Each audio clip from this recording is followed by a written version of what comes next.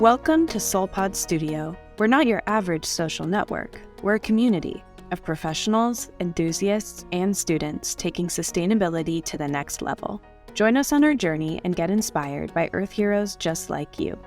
Welcome back to another episode of SoulPod Studio. I'm Amy Farrell, based in the Bay Area of California, and I'm delighted to have Monika Kumar join us today. Thanks for joining us, Monika. Oh, I'm so happy to be here, Amy, and I look forward to having a great conversation with you. So, Monika, I know you're currently working with Impact Arc, an impact investing advisory firm. And in addition to that, you have your very own sustainable textile startup based in New York. So perhaps you can tell us where your sustainability journey began and what really inspired you to advocate for our planet.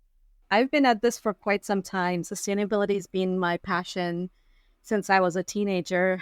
One of the things that's really fueled the path of sustainability in my life has been my ability to go between cultures. So I was privileged to grow up in many different countries. My dad was a diplomat. And so before we came to America, we had already lived on 4 different continents under 4 different contexts. So we were coming from Ethiopia at that point, and Ethiopia had just gone through the civil war, dividing between Ethiopia and Eritrea, and coming from that country to America, where everything is in the stores. Like, you see the variety of things in front of you. You see a different mindset. That really struck me. And I had the opportunity to go back to India over one summer with my parents. At that point, my relatives lived in a location where the sewage system was still uncovered. Like, you could basically see. I'm sorry in advance for giving you this visual, but essentially your waste, human waste, trailing down the sewage system right next to the path where you're walking. And as a 15-year-old, it spoke volumes, right? It told me that we could have a clean environment, but we were on a journey in some other countries to get there. So that summer, actually, I decided I was going to gather the kids in the neighborhood to clean up the neighborhood. And my uncle helped me write the letters in Hindi. I passed them out to some kids in the neighborhood. They were very excited. They signed up. They gave me their phone numbers. I called them up and said, hey, do you want to do something this weekend? Their parents took the phones and said, you keep your American ideas to yourself. Don't come here telling us to clean up. So when I came back, I realized I do want to learn how to, one, empower people, how to come back and really basically build an argument for why we need to work on the environment, what we can do, provide solutions, and then get on that path. So that's pretty much how I started, and why, as you've listed, I try to find every aspect of my life connected to sustainability, because I do want to build that future, and I want to be part of the solution rather than waiting for someone else to create that solution for me. I guess as you then looked to college, were you determined to follow an environmental studies path, or how did you approach, that level of your education? So I joined the City University, New York, Queens College, and they had a environmental studies program that they were just founding as part of the geology program. So I enrolled in this environmental studies program with a minor in political science. And I was told repeatedly by my advisors and teachers that I should select a more science-focused subject, because environmental studies was not a real subject. And now that you look around, you see so many programs on environmental studies and different aspects of environmental studies. Luckily, I went through that, but I continue to, again, be part of the advocacy realm in my undergrad. So I joined with the New York Public Interest Research Group and volunteered through that to do environmental education, environmental advocacy, lobbying. And that, again, kept my passion going, despite the fact that I didn't have the backing of some of my official professors, but I gained enough knowledge to know that I continue to want to be in this field, and will find a path forward. And that I did want to touch upon the program that I did in my master's degree, though, was starkly different because for master's, I went to the Yale School of Environment. There's a program called industrial ecology. And when I heard about that, I thought that is fantastic because it really does look at the industrial world we've created, right? So we have all this material that we create, but all of that material has inputs and outputs.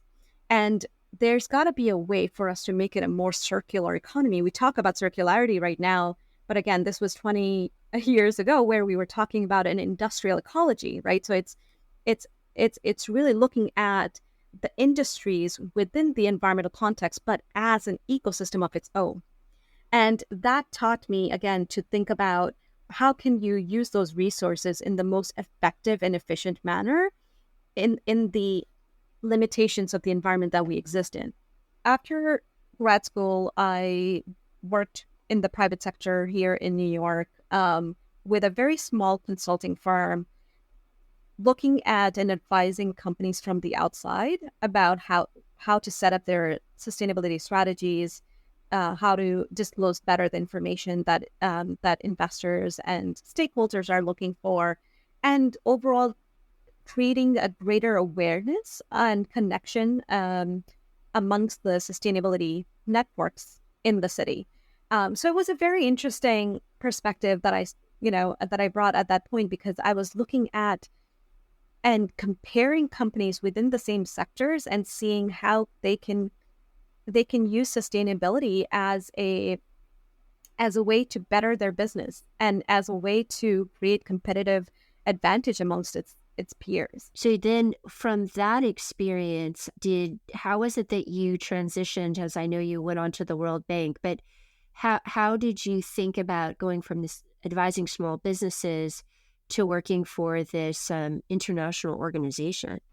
My first interview, which was a face-to-face interview with the team there, which was a corporate responsibility team, they told me about how much they were doing to ensure that the staff, the World Bank staff that go out into the field, that their impact is maximized. So basically making sure that the flights that they're taking are measured and offset, so that we minimize the amount of emissions that we're creating in the world as we travel around the world to help our clients.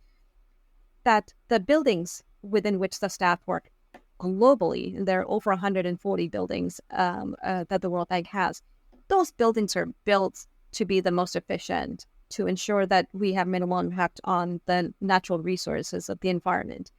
So these type of things really caught my attention, and I was intrigued enough to stand up and say, yes, I will join the team and see how I can help move the program forward. That's amazing. So then when you joined, did you have a particular focus then with the corporate responsibility team?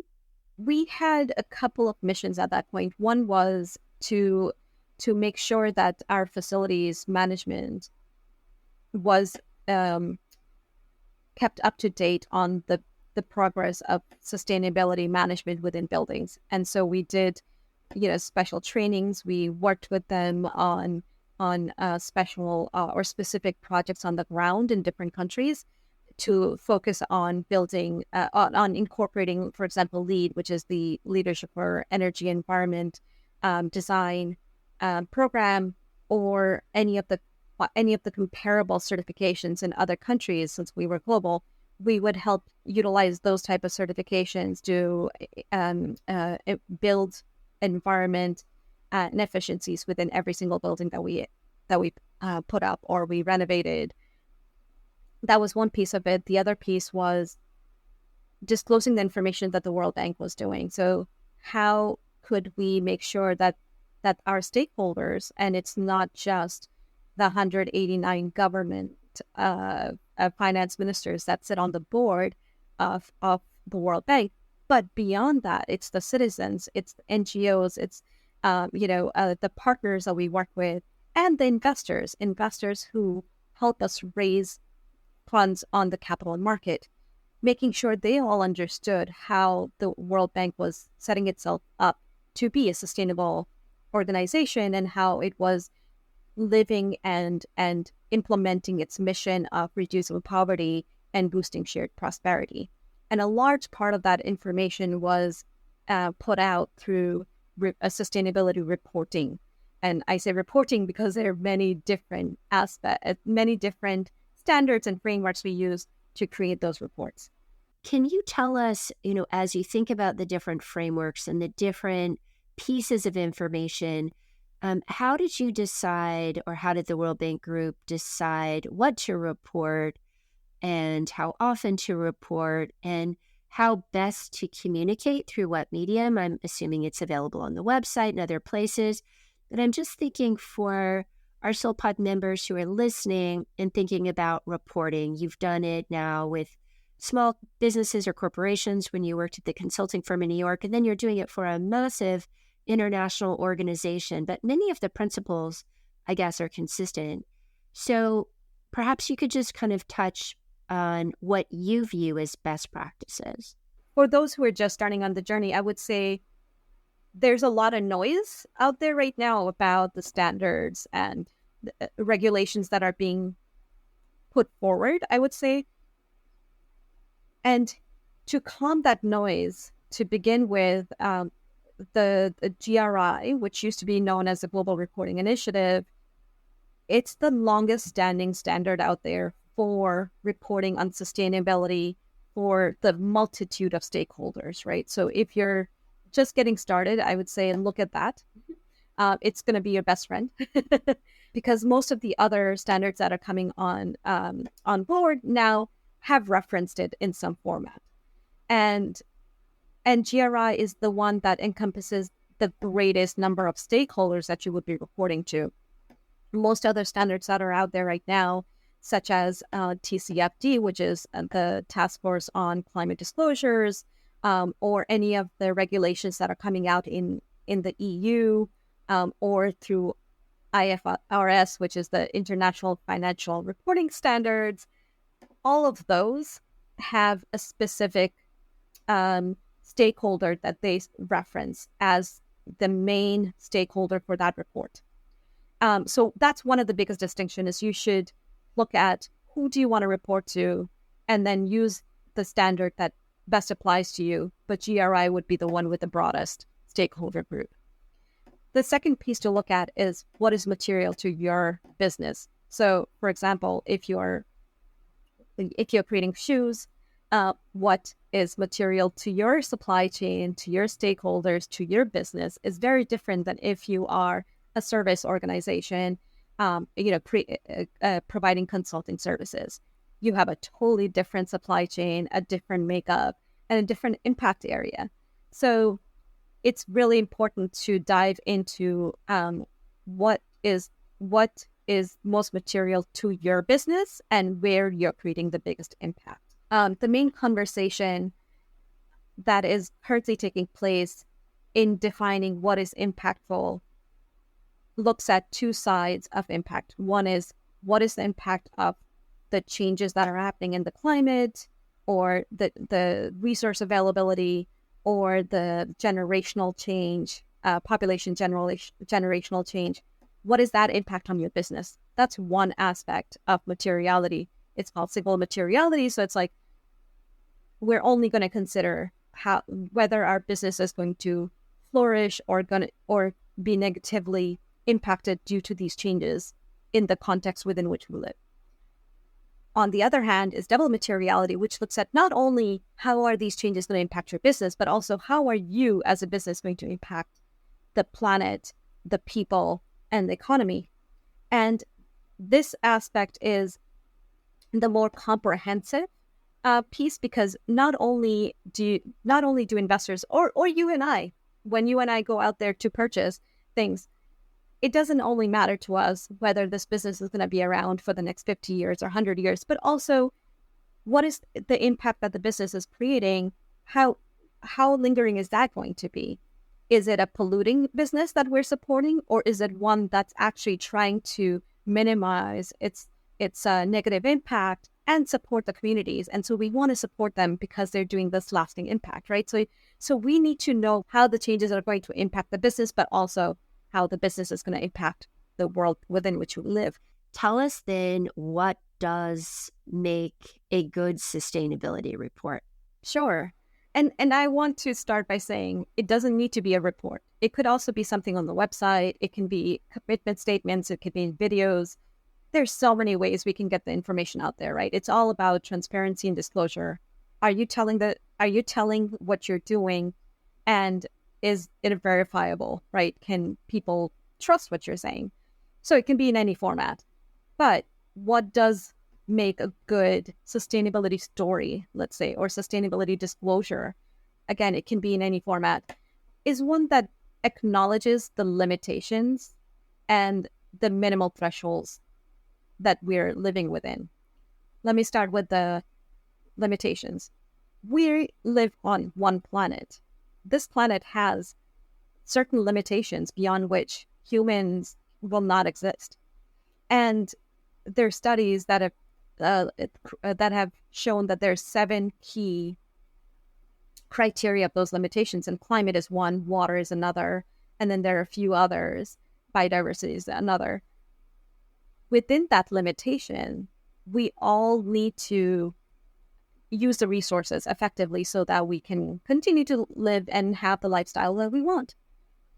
At the same time, we need to make sure that all our fellow citizens have access to electricity, access to water, access to education, access to free speech. There's certain minimum well-being elements that we want to make sure that everyone has access to. But we have one planet to achieve it all. And this concept is well framed by Kate Raworth as the donut economy. And I love her visual because the outer ring of the donut is the planetary limitations, and the inner ring are the well-being elements that we need to achieve for every single human being. And the question is, how is a company, or how is a country achieving that? Are you staying within that planetary limitations while providing for all your citizens? Same thing for a company. There's a way to quantify how much emissions you're allowed to have as a company, and what are you doing for societal well-being while minimizing your negative environmental impact. And I want to know that all in one story. I don't want to go dig out, the data somewhere else to make sure that I understand what 10% reduction in your shoe company means. No, tell me that you understand and you have a commitment to staying within a 1.5 degree climate. You've measured what those emissions look like. You've started putting a target and a plan to get to that target. And then where along that path are you? Be truthful with me. If you fall down 1 year or 2 years, I understand. But as long as you have a governance system in place, as long as you have a strategy in place where you're verifying you're still on that path, I will trust you and I will be a loyal customer. That's how I see it. That's the kind of information I want, packaged neatly. And very few sustainability standards right now, unfortunately, allow you to do that. There are a few being developed right now, but very few right now would give you that all in one place. And so it's up to the person who's reporting to be able to talk about their governance system, their processes, their targets, and talk about that within the planetary limitations and social well-being. So I want to turn to the work you're doing today around impact investing. I know you're working with an advisory firm, Impact Arc. Can you tell us a little bit how all these experiences you've had, working with companies, advising them on their sustainability reporting, working at the World Bank, working with these different frameworks, how do you apply that on a day-to-day basis now in your current role with Impact Arc? Impact Arc is making me apply a different perspective to the same problem, where I am bringing the systems thinking. So it's about, well, how within the context of this changing climate, resource scarcity, and population growth, biodiversity loss, within this context, how can we help investors shift their monies to a more sustainable path? And in order to do so, there's got to be transition period. So how do you help them get to a comfortable place where, yes, there's financial returns, but also there's huge impact returns? How do you quantify those impact returns? What does it mean? Again, it comes back to that materiality, right? So if investors are interested in investing in and IT firms, that's going to be a different material impact, and assessing whether or not one company is doing better than the other. That comes back to my knowledge of systems thinking, supply chains, looking at industrial ecology concepts, and assessing from that perspective, one company to the other, which one should you invest in? Same thing with shoes.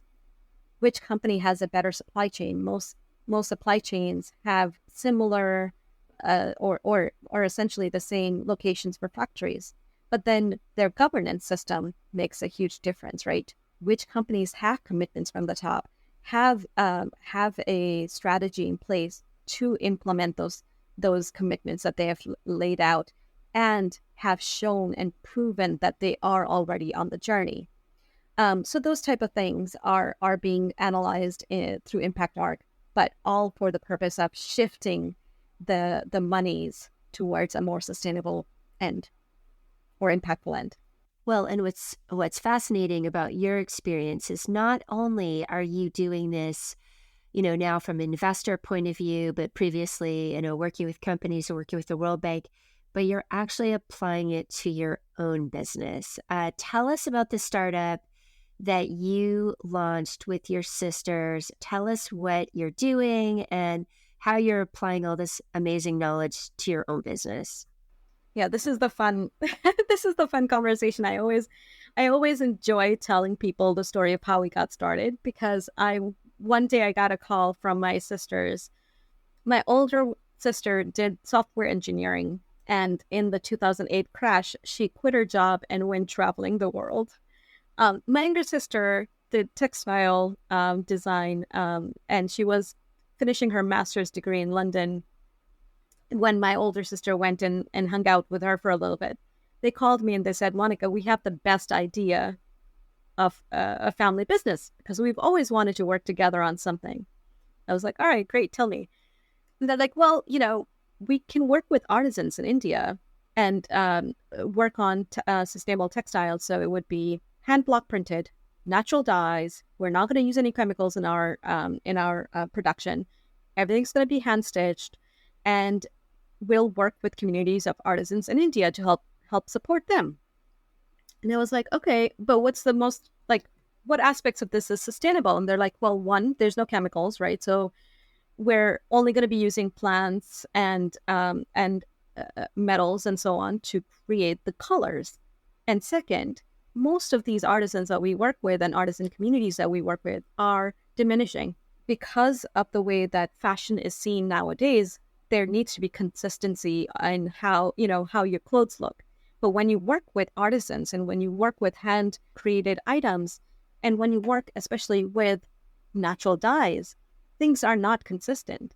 One color can be very different from the next. So we want to make sure that we can support a community that for the long term, and they will believe in the craft, and this traditional art form in India will be sustainable for the long term, essentially. So I was like, this is brilliant. Let's do it. It takes all of our passions and puts it together. And that's what we wanted to do. We wanted to build a business that not only would help us be happy and thriving, but also the people we work with. We want to make sure that we help the communities we work with do better than where they started, and grow with us.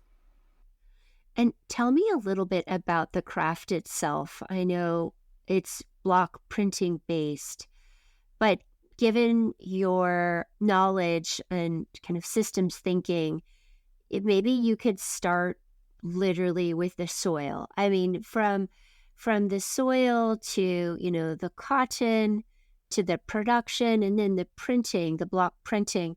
What goes into produce the goods that you guys are making? Let's start with the soil, as you said. A lot of our products, and again, we're a small company, so I'll come to the challenges later, but a lot of our products in our small company are made from this organic cotton that is grown in the arid western region of India called Gujarat. It's indigenous to that area. So it's called Kala cotton. And we use that cotton. So we partnered with a firm that grows the cotton and then creates cloth out of that cotton. We use that cotton for many of our curtains, many of our clothing right now, and our tableware, napkins, tablecloth, runners, and so on. Again, we're minimizing the impact from our cotton. Then the second piece is on the block printing part. So we work with this artisan community in, again, the western part of India, where they have been doing this for generations.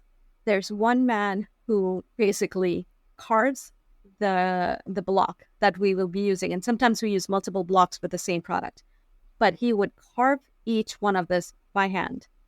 Then the artisans who do the actual printing, they will use the mud to cover up pieces of the cloth that don't need the dye, right, using the block. And then they would dip the cloth in the dye. And some of these vats of dye have been around for many years and decades. And each color vat has to be, precise. So, for example, if we need a certain type of blue, we dye it one dip, or we dye it 3 dips, so it totally changes the color. And then they lay it out flat on the ground. It has to be solar dried by the sun. So if it's raining and it's monsoon season, there's no work being done.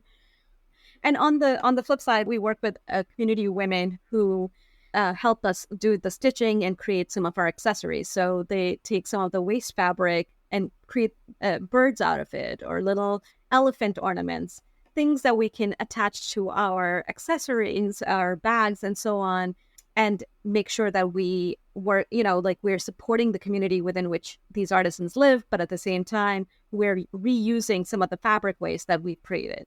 So we've really thought about the different elements that go into each of our product, and how do we minimize the waste? How do we reuse if it's possible? If there's been a color inconsistency, or if there was some sort of like a mistake done, we try to reprint on it, refurbish it into a different item, and then make sure that the artisan communities that we work with are really growing with us as our business grows.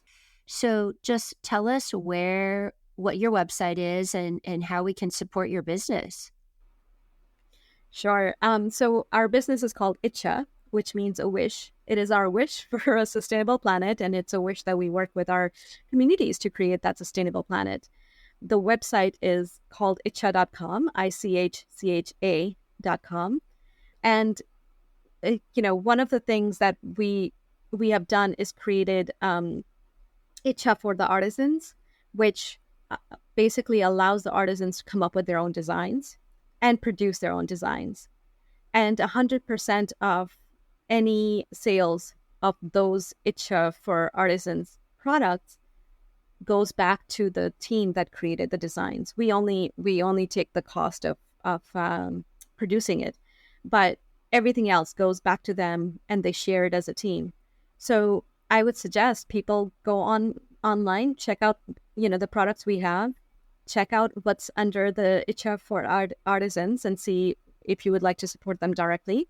But also, we're open for partnerships. We're really, we're keen to understand what boutiques or museums or zoos, what type of prints and patterns people like. But again, these are hand block printed by artisans, and so they're going to be very unique and very different from each other. So we like to work with those type of businesses that understand that it's an art. we're coming to the end of our conversation. And for everyone who joins our podcast, we like them to get a little creative and think about their sustainability superpower. So if you could have a sustainability superpower, what would that be and why? Personally, I would love to have the superpower of changing every artifact or every product that we have in front of us, like this computer, into its elemental pieces so it can be recycled in perpetuity. But I wouldn't want to be the only one doing it. I would need to create other people to help me do that because we have a lot of product in this in this world. I love that. We have to give that to some of the chemists, the scientists out there. That's so great. Well, Monika, thank you so much for joining the podcast. It's been so interesting talking to you about the work that you did as early as 15 years old, your commitment to sustainability that's touched not only companies, international organizations, and then your very own business, which is directly impacting the lives of artisans in rural communities in India. So thank you so much for sharing with us today. We really appreciate it.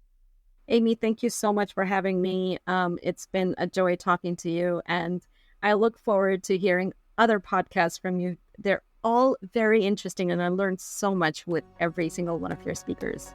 Oh, I'm so glad. Well, thanks again. Thank you. Take care. SoulPod Studio is made possible by listeners like you. Join the free SoulPods platform to become a part of our virtual community of changemakers. Links to our social media, website, and platform can be found below in the show notes. If you enjoyed the show, feel free to rate and review our podcast. Thank you for listening and for your support.